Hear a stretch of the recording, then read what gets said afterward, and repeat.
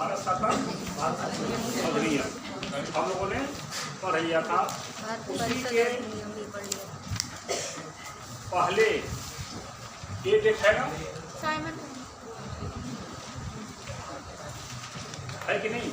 उसके पहले है ना 1935 के पहले है ना। इसकी जरूरत क्यों पड़ी?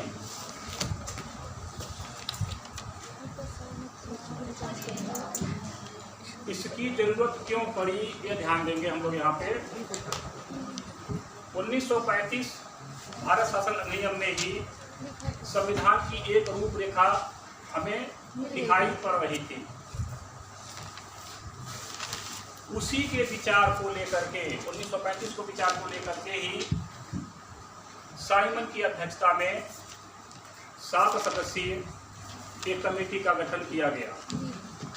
कुछ ज़्यादा ही जल्दबाजी थी, इसीलिए समय से 2 साल पहले इसका गठन कर दिया गया।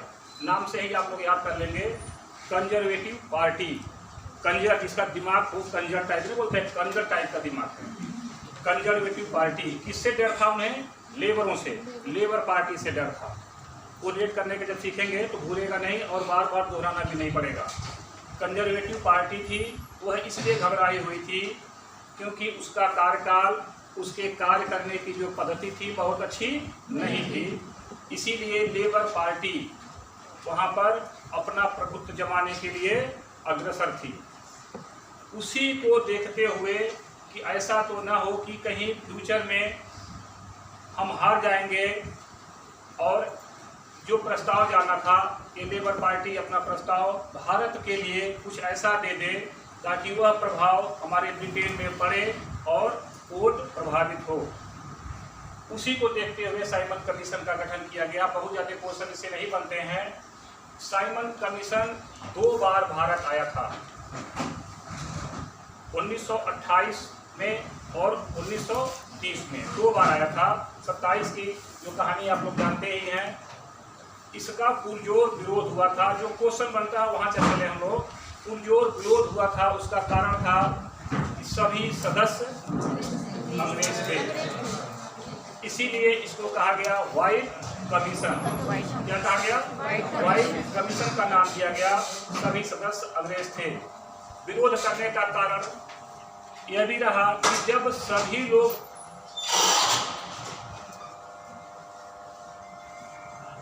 जब संविधान हमारे लिए बनना है, मेरे देश के लिए बनना है, तो ये जो कमेटी आई है, जो विचार दे रही है, जो संविधान के बारे में अपनी बातें रख रही है, ये सभी लोग वहीं के हैं, तो हमारे पक्ष में बहुत सारी बातें नहीं होंगी। जगह जगह इनका विरोध हुआ। एक प्रश्न बनता है, आप लोगों ने देखा होगा लाला लाजपत राय का, लाहौर के केस में जहाँ जहाँ साइमन कमीशन गया वहाँ पर उसे काले झंडे दिखाए गए और नारे लगाए गए। नारा क्या था? Simon commission go back. Simon commission go back. कहाँ जाएगा? इंग्लैंड। इंग्लैंड जा करके जो करना है उसे हम लोग आगे देखेंगे। उसी दौरान लाहौर में लाला लाजपत राय की लाठी से घायल होने के नाते कुछ समय उपरांत, तत्काल मृत्यु नहीं हुई थी, कुछ समय उपरांत उनकी मृत्यु हो गई थी। यह जाकर के 1930 में विचार रखा। जिस तरह से आप लोग राउंड टेबल पे बैठे हैं, इसी राउंड टेबल पे उसने इन सभी बातों को रख दिया। 3 चरण की जो वार्ता हुई थी, जिसका नाम है राउंड टेबल या गोल मेज सम्मेलन, यहाँ का विचार वहाँ पे जा करके दिखा। अंबेडकर जी ने तीनों सम्मेलनों में पूरी दमदारी के साथ भाग लिया। महात्मा गांधी ने केवल द्वितीय सम्मेलन में भाग लेने के उपरांत उन्हें लगा कि यहाँ जो भी बातें हो रही हैं हमारे लिए उचित नहीं है, क्योंकि दूसरे गोल मेज सम्मेलन के बाद जब वापस आए थे, जब उनके स्वागत के लिए लोग इकट्ठा हुए, तो उन्होंने ये कहा था, मैं खाली हाथ आया हूँ।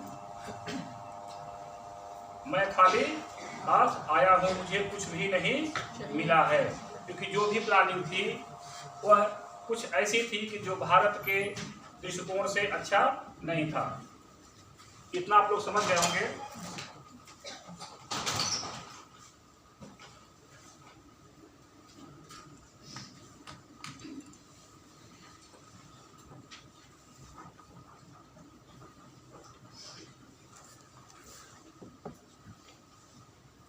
हम लोग चलते हैं क्रिप्स मिशन पे। क्रिप्स मिशन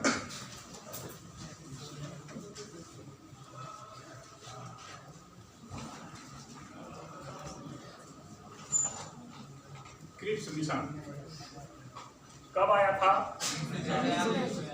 उसके पहले कुछ भी हुआ था?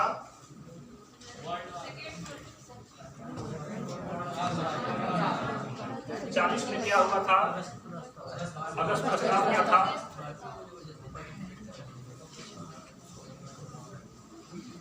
उसके पहले बहुत सारी घटनाएं हुई हैं। 32 में क्या हुआ था? पूना पैक्ट किसके बीच में था? कौन था? अम्बेडकर तो अयोध्या जेल में थे, सॉरी गांधी तो अयोध्या जेल में थे। बहुत अच्छा। यहाँ पर दलित समाज के ध्यान रखें, दलित समाज के नेता और कांग्रेस के बीच में एक समझौता हुआ था। क्या समझौता था? किसके लिए था?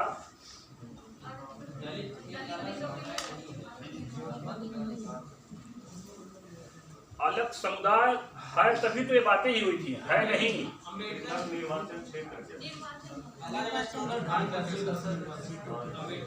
उन्हें अलग प्रतिनिधित्व की मांग करनी थी। आप लोगों ने पढ़ा था कल, इसीलिए मैं वहां घुमा के ले रहा हूँ। 1935 में महिला, मजदूर और दलित यह तिथि इसके पहले है ना, ध्यान दें। यही चीज तो उन्हें मिली थी वहां जाकर के। यही तो मांग कर रहे थे कि हमें नहीं मिला है। बाकी किसको मिल गया था? मुस्लिम को, पंजाब के सिखों को, ईसाइयों को, आंग्ल भारतीयों को और यूरोपियनों को इन्हें मिल चुका था। इन लोगों को नहीं मिला था। तो उनमें जो सशक्त था, जैसे अम्बेडकर जी ने, इन्होंने अपनी बात रखी। इस बात को लेकर के गांधी जी नर्मदा जेल में अनशन पर बैठ गए थे, लेकिन बीच के रास्ते निकाले गए थे। और कुछ भी हुआ था?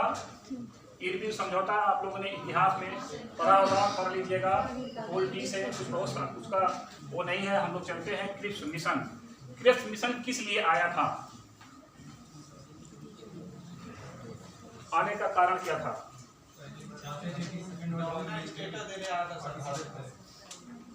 बहुत अच्छा। उस समय द्वितीय विश्व युद्ध चल रहा था। उसको देखते हुए उन्हें सैनिक की आवश्यकता थी। मेन कारण पे आज हम लोग, उन्हें क्या आवश्यकता थी? सैनिक की आवश्यकता थी, सिपाही की आवश्यकता थी। उस लालच में वो आए कि अगर इनसे मैं कहूँगा कि आपको हम डोमिनियन स्टेट दे देंगे, आपको हम स्वतंत्रता के नजदीक पहुंचा देंगे, हमें आप युद्ध में सहयोग करें। अकेला व्यक्ति आया था। कौन था? क्या नाम था?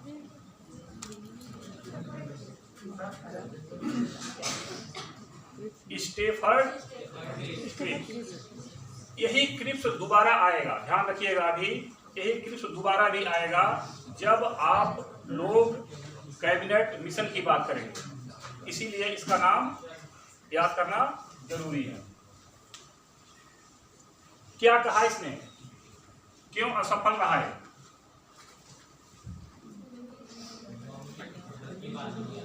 इसने कहा युद्ध के उपरांत हम आपको वह चीज देंगे। क्या? Dominion state. कांग्रेस की मांग थी अभी क्यों नहीं तब क्यों, अभी क्यों नहीं तब क्यों।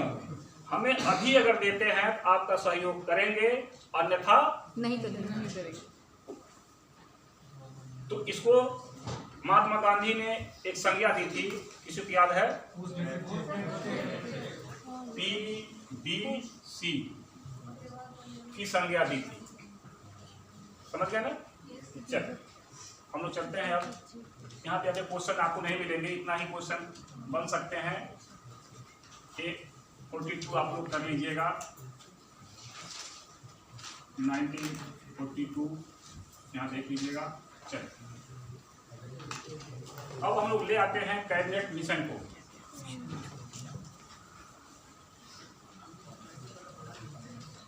नौ सैनिक विद्रोह 18 फरवरी 1946 को हुआ था। उसके एक दिन के बाद 19 फरवरी 1946 को क्रिप्स जो भारत सचिव था उसने भारत में संविधान के बारे में विचार करने के लिए एक कमेटी के गठन का विचार रखा। उसका पद ही है भारत सचिव। कहाँ बैठता था? इंग्लैंड। वो भारत के खर्चे पर आप लोगों ने पढ़ भी लिया था पहले कि सारा खर्च कहाँ से मिलता था? भारत के खर्चे पे अपना जीवन यापन करता था। यहाँ पर 19 फरवरी को विचार देने के उपरांत उसने 2 लोगों को और सदस्यता लिया। कौन कौन थे? भूल जाएगा ना, रख लें।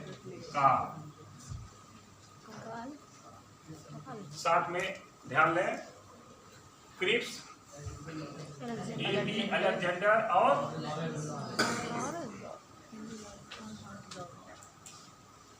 लॉरेंस। ठीक है, 60 मिनट में। इसके पहले मैं आपको बताया था ना 3 लोगों का नाम SCL याद होगा। इसी तरह इसे रख लें, बहुत सारी चीजें मिलेंगी आपको।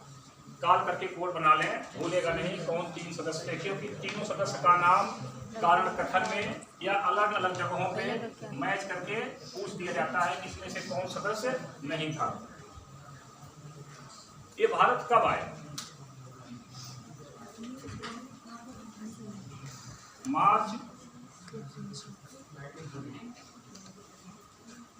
1946 तो भारत आया।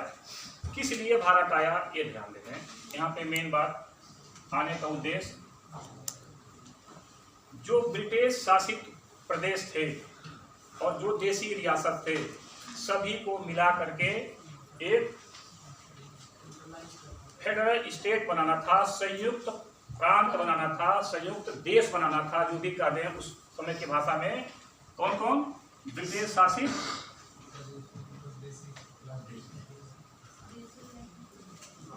शासित प्रदेश और देसी रियासत,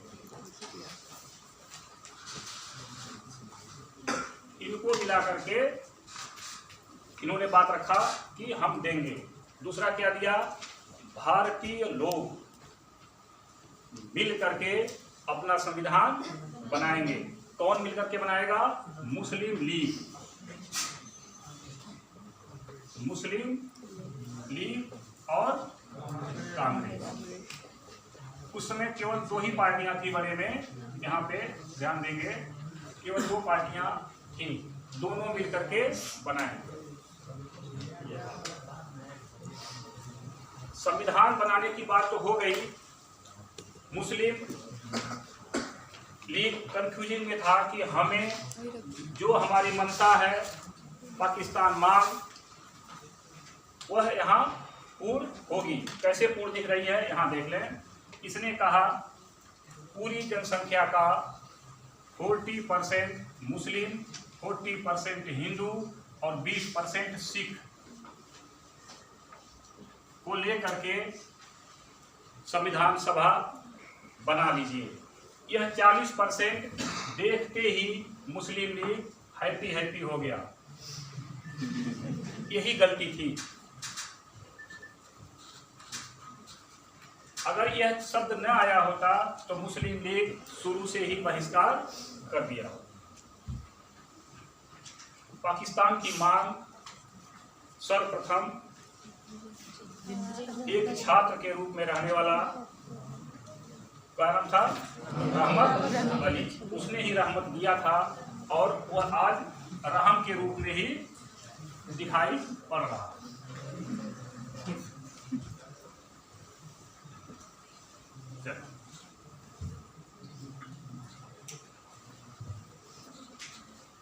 इसने एक बात और रखा कि चुनाव कैसे होगा, प्रत्यक्ष या अप्रत्यक्ष।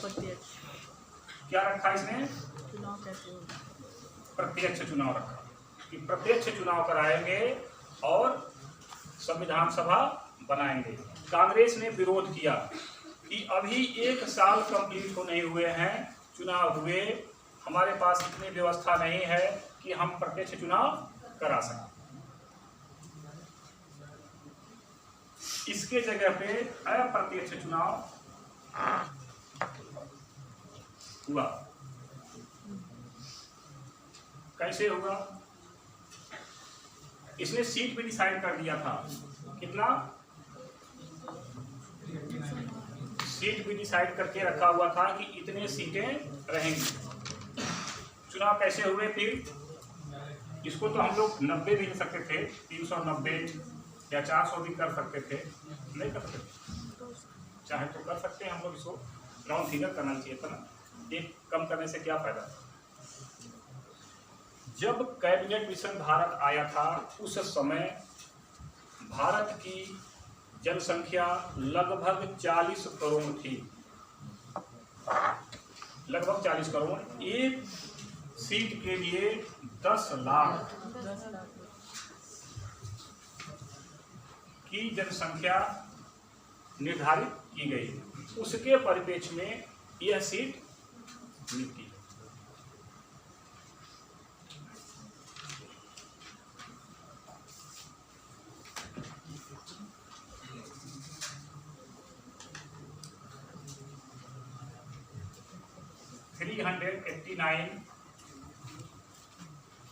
कितना आएगा याद करिएगा, अभी आराम से बैठ जाएगा आपके दिमाग में।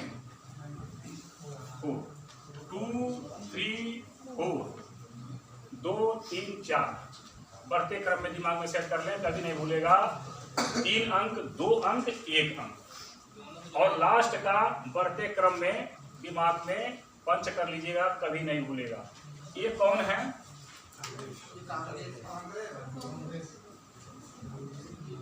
ये ब्रिटिश शासित राज्य है, उनके प्रतिनिधि हैं। यह क्या है? आज यूटी है ना, कितनी यूटी है आज हमारे पास? 8। इसके पहले कितने थे? 9। चलिए, ये 4 केंद्र शासित जिसे कहते हैं चीफ कमिश्नरी का क्षेत्र था, वहां से लेना था। यह किसके अंडर में था? ब्रिटिश शासित प्रदेश के ही अंडर में था। ये 93 जो है ये देसी रियासत थे, देसी रियासत थे। ये 4 कौन थे? यहाँ मेन क्वेश्चन आपके सामने छिपा हुआ है। इस पे क्वेश्चन बनने की संभावनाएं बहुत हैं और ध्यान से सुनेंगे। याद करने की विधि बता दे रहा हूँ, लिख लें ABCD। ये किसी को भूलेगा? नहीं भूलेगा ना? नहीं। चलें देख लें।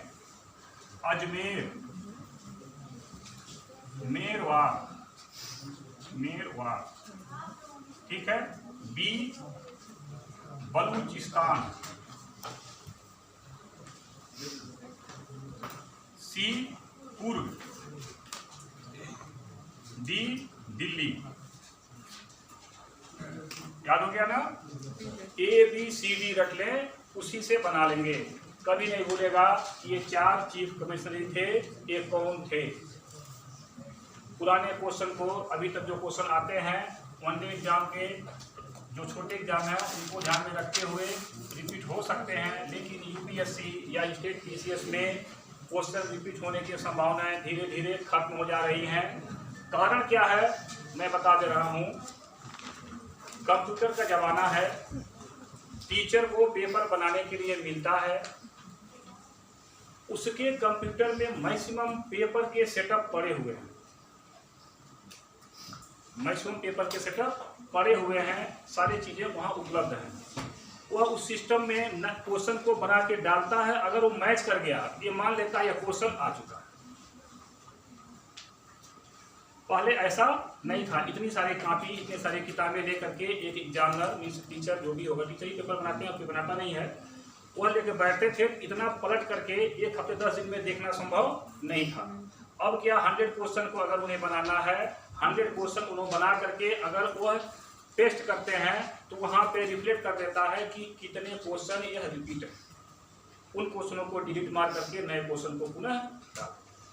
कभी कभी शौक से उनका कुछ क्वेश्चन ऐसे हैं जो बहुत फेवरेट है, या क्वेश्चन कुछ ऐसे हैं जिसमें कुछ गूढ़ चीज़ें छिपी रहती हैं, बच्चा बार बार कंफ्यूज करता है। जैसे ये यूपी वाला क्वेश्चन है, इसी से 8 क्वेश्चन बने हैं अभी तक अलग अलग परीक्षाओं में, घुमा घुमा करके क्वेश्चन पूछे जाते हैं। लेकिन अगर आप ध्यान देंगे तो बच सकते हैं ABCD के प्रक्रिया से। 2 कोड के लिए आप लोग को क्या क्या मिला?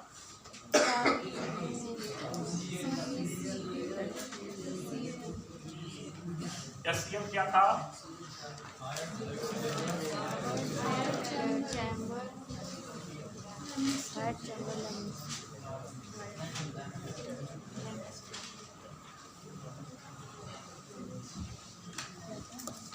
चलिए इनकी चुनाव करा लीजिए। 208 सीटें किसे मिली? कांग्रेस। मुस्लिम को कितने मिली? कितना?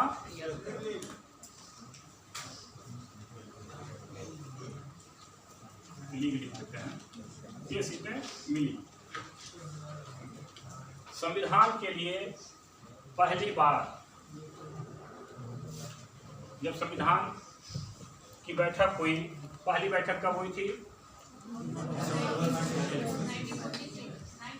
चलिए एक चीज और ध्यान देना है, ये सीटें आ गई ना,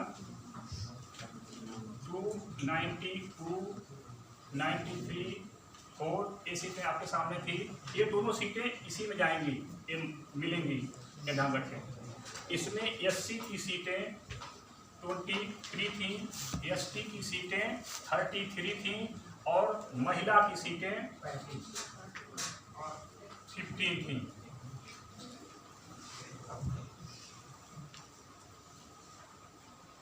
यह उसमें इंक्लूड था, ध्यान रखेंगे, अलग से नहीं था। अभी क्वेश्चन आएगा आपके सामने, कंफ्यूज ना होंगे, इसीलिए मैं वहां लिख दिया।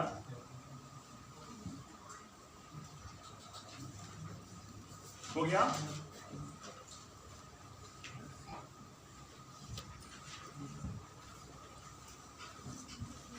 (9 दिसंबर 1946 को पहली बैठक की गई। उसमें कितने सदस्य उपस्थित थे?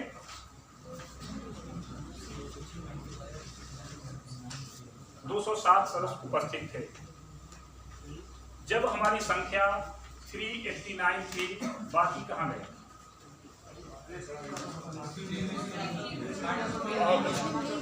बहुत अच्छा। उस समय तक देसी रियासत यह डिसाइड ही नहीं कर पाया था कि मुझे जाना कहाँ है, क्योंकि मैं बहुत ज़्यादा डीप में नहीं जाना चाहता था। उस समय ये भी कहा गया था कमीशन के द्वारा कि अगर जिस देसी रियासत को या जिस भी राज्य को संयुक्त प्रांत के रूप में आना है वो आ सकता है, या स्वतंत्र अपना व्यवस्था रख सकता है, या किसी और के साथ जुड़ सकता है, उसे पूरी फ्रीडम था। वह चक्कर लगा रहा था पूरे देश का कि मैं करूं क्या, डिसाइड ही नहीं कर पाया किसके साथ जाना है। जब जाना डिसाइड नहीं हुआ तो अपना प्रतिनिधि डिसाइड नहीं कर सका, कहीं जाने का था नहीं। वहां पे 2 चीजें, मुस्लिम लीग की सीटें कितनी थी? 70 कितनी थी? 73। और देसी जैसा कितने थे? कितने थे? 90 थे सर।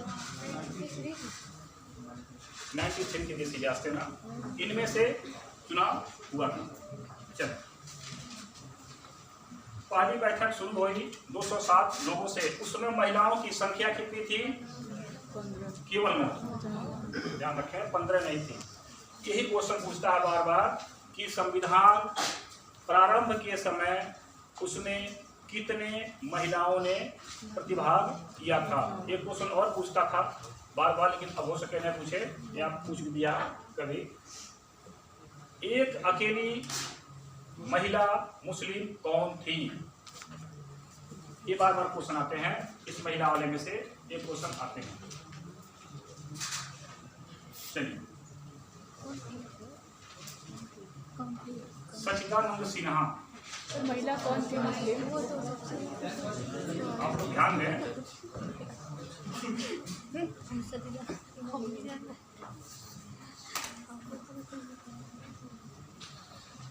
कुछ थोड़ा सा अपने दिमाग में दबाव डालिए, मिलेगा कहीं दिया थोड़ा। चलिए, ये तिथि क्या थी? कौन? तो सरदार कौर क्यों लिखती है, वो पता होगा आपको। सिंह क्यों लिखते हैं पता होगा। जाइए मार्गन में मिल जाएगा सारा उत्तर उसका, कौर और सिंह का। जब 5 चीज धारण करेंगे, क्या क्या? गंगा, कृपा और रक्षा, कड़ा और कृपा। कटार ही होता है, 2 अवसर थोड़े मिलेगा रखने का। कब की कहानी थी वो? किसके समय की कहानी थी? आप लोगों को इतिहास पढ़ा होगा। कब की कहानी थी?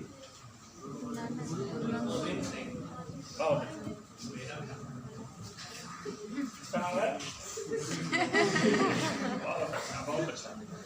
इन्हें पहला, यहाँ से देखिए ध्यान से चलें, जो इन्हें अवसर दिया गया, यह अवसर आज भी हमारे लोकसभा या विधानसभा में मिलता है।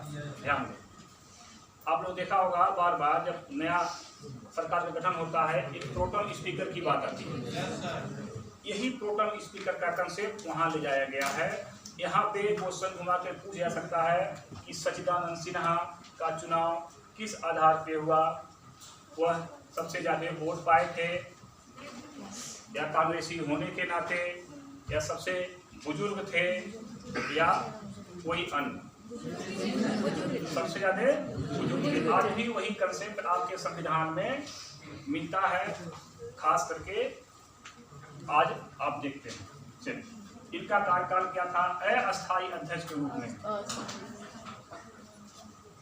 अस्थायी अध्यक्ष। प्रोटेम क्या होता है? प्रोटेम भी अस्थायी अध्यक्ष होता है। सेम यही स्थिति वहां भी होती है जो यहाँ थी। इसके बाद कौन आ जाएंगे? कब आएंगे?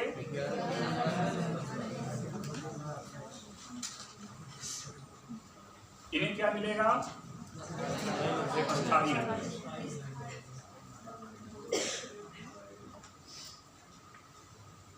ये अपना पदभार संभाल लिए।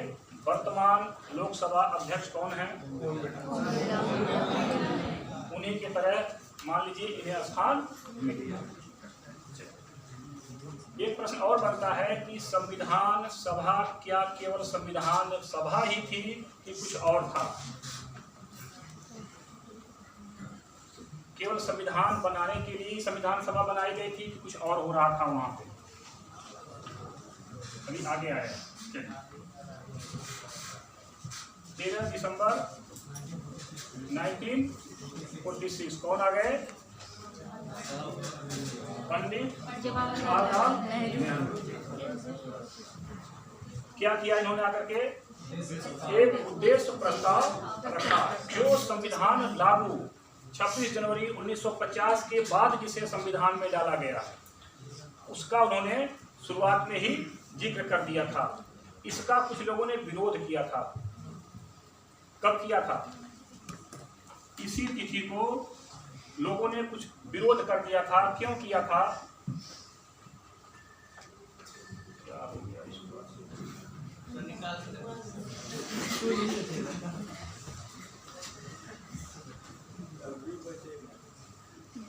नहीं, चिंता नहीं। इस समय जब इन्होंने उद्देश्य प्रस्ताव रखा, भीमराव अंबेडकर और M.R. जयकर, कुछ और लोगों ने, M.R. जयकर का नाम ध्यान रखेंगे, अभी बाद में एक इनकी कहानी आएगी, इसीलिए कोट कर लीजिए। लोगों ने कहा कि जब तक मुस्लिम लीग संविधान सभा में पार्टिसिपेट नहीं करती है तब तक हमें उद्देश्य प्रस्ताव स्वीकार नहीं। सभा का क्या हुआ? विसर्जन हो गया। फिर कब बैठेंगे? 22 जनवरी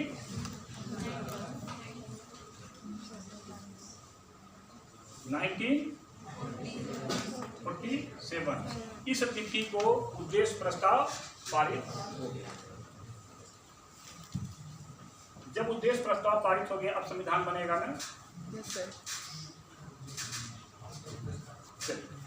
एक प्रश्न आता है घूम करके कि अंबेडकर साहब का, अंबेडकर साहब क्या यहाँ पे सदस्य थे या नहीं? था उन्होंने सदस्य यहाँ?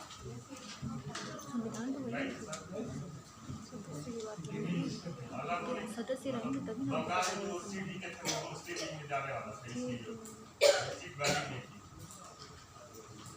अरे भाई, बंटवारा कब हुआ था?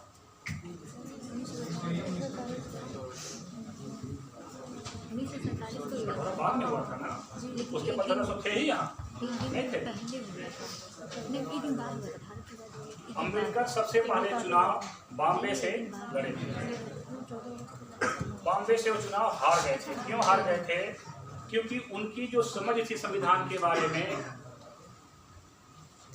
किसी चीज की रूपरेखा के बारे में, उसको देखते हुए बाकी दल के लोग, बाकी नेता लोग ये चाहते थे कि अगर अंबेडकर संविधान सभा में आए जाएंगे तो बहुत सारी चीजें उनके हाथ में केंद्रित हो जाएगी और बाकी लोगों का सम्मान कम।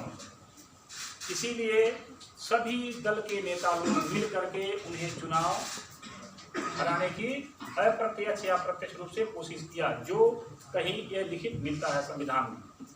ठीक है, इसी किताबों में ये लिखित मिलता है कि किस तरह से किया गया। वहां से चुनाव हारने के बाद मुस्लिम लीग को एक अवसर मिला। मुस्लिम लीग उन्हें को यहाँ से लेकर चली गई कहाँ? बंगाल। बंगाल में एक स्थान से उन्हें चुनाव लड़ाया गया। उस विधानसभा का नाम था जयसुर कुरला। ध्यान से लिख लेंगे, जयसुर कुरला नाम था। वहां से ये चुनाव लड़े और चुनाव जीत करके आए। वहां से आने के बाद ये संविधान सभा के सदस्य थे। जब हमारा देश बंटवारा हुआ, कब बटा? 14-15 अगस्त, दोनों चीज ले लेंगे हम लोग। 14-15 अगस्त हम लोग कब बटे थे? 15 अगस्त। हम लोग कहाँ बटे? नहीं, हम लोग रहे पाकिस्तान बटा था सर। चलिए, कोई बात नहीं, थोड़ा सा एडिटिंग होती रहिए, ठीक है। ज़्यादा ओवरलोड लेने का मतलब है कि परेशान हर समय से छोड़ूंगा कि थोड़ा सा एक मीटिंग में जाना है। किसका हाथ था? किसी एक का हाथ से पाकिस्तान बन ही नहीं सकता था। ये तो विजन बंटवारा से 8 साल पहले अंबेडकर ने कह दिया था कि पाकिस्तान बन के रहेगा। उन्होंने अपनी एक किताब में लिख भी दिया था, किताब पढ़ लीजिएगा उनका। उसमें उन्होंने इतने विजनरी थे, वो इतने दूरदृष्टा थे, उन्होंने 8 साल पहले ही बता दिया था कि पाकिस्तान बन करके ही रहेगा। ठीक है,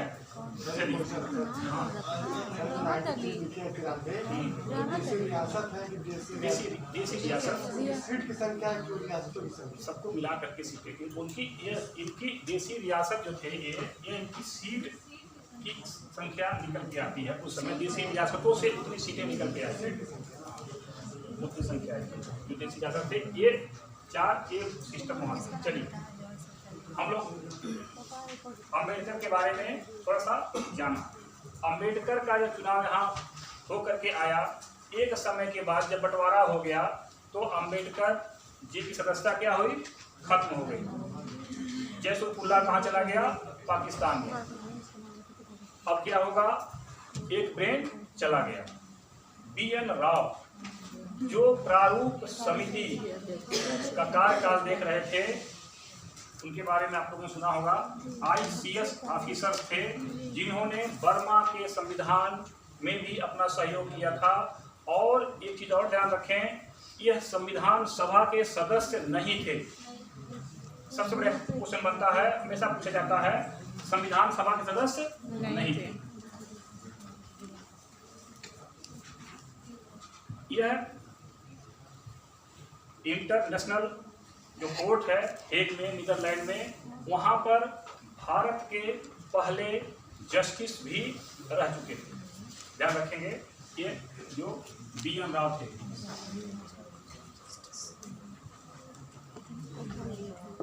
बेनेगल नरसिंह राव, इन्होंने कहा राजेंद्र प्रसाद जी से कि अम्बेडकर जी को संविधान सभा में लाया जाए, नहीं तो संविधान का जो प्रारूप है, संविधान का जो स्ट्रक्चर है, वह अपने मूल रूप में नहीं दिखेगा।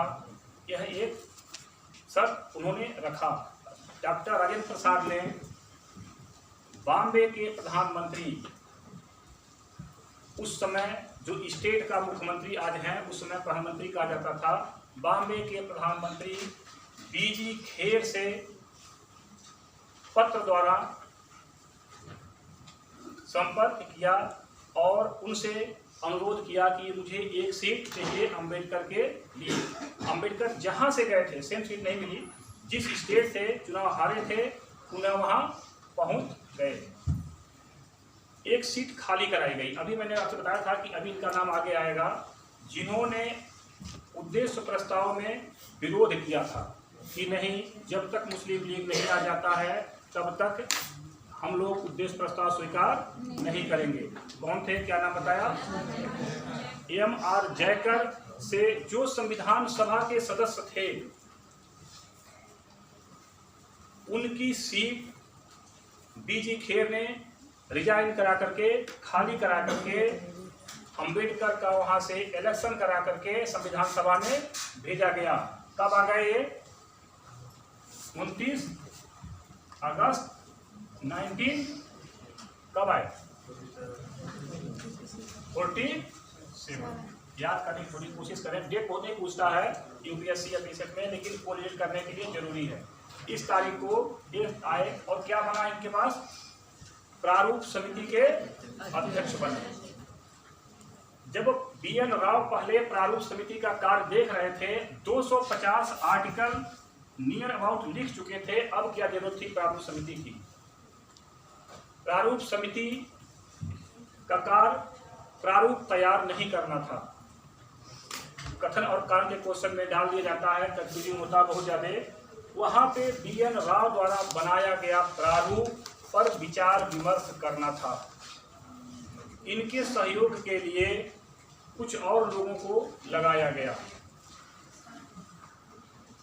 कितने लोग थे, 7 थे कि 6 थे, 1 + 6।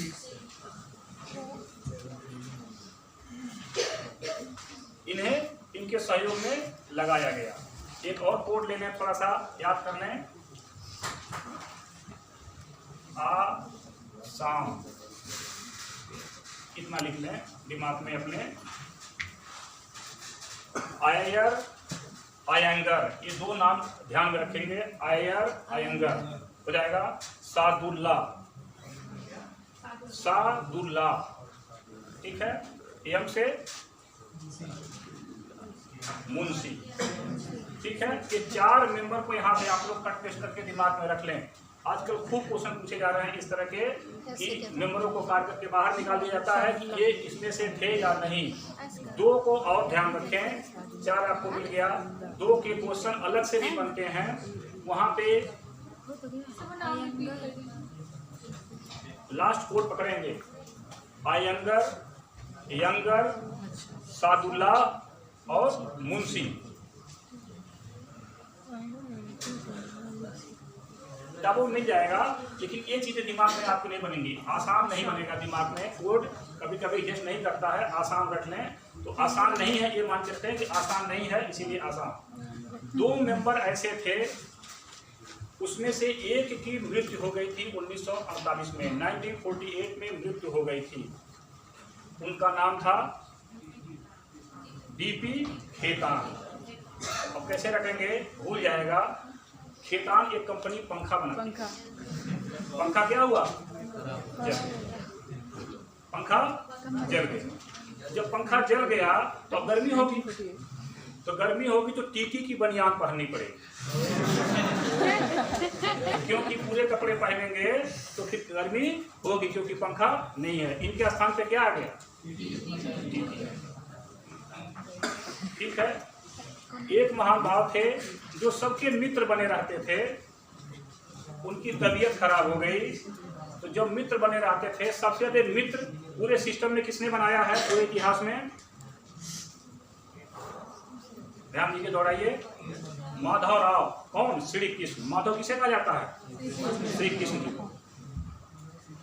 मित्र किसने बनाया था सबसे ज्यादा, कृष्ण जी ने। सबसे दोस्त उन्हीं के थे, पूरे इतिहास में देख लें, सबसे ज्यादा मित्र उन्हीं के थे। अब इनके स्थान पे कौन आ जाएंगे, माधव राव। मित्र का स्थान कौन ले लिया, माधव राव। ये क्वेश्चन अलग अलग तरह से पैटर्न पे पूछे जा सकते हैं, इसे आप लोग ध्यान रखेंगे जरूर। 2 क्वेश्चन को अलग कर लें, बाकी को 4+2 करें। याद हो गया ना, प्रारूप समिति बन गई ना। अब छोड़ दिया जाए कि चला जाए, छोड़ दिया जाए, ओवरलोड हो गया।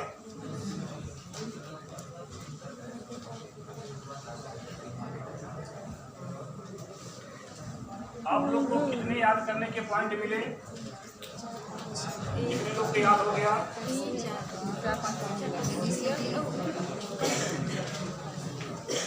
रेड वाले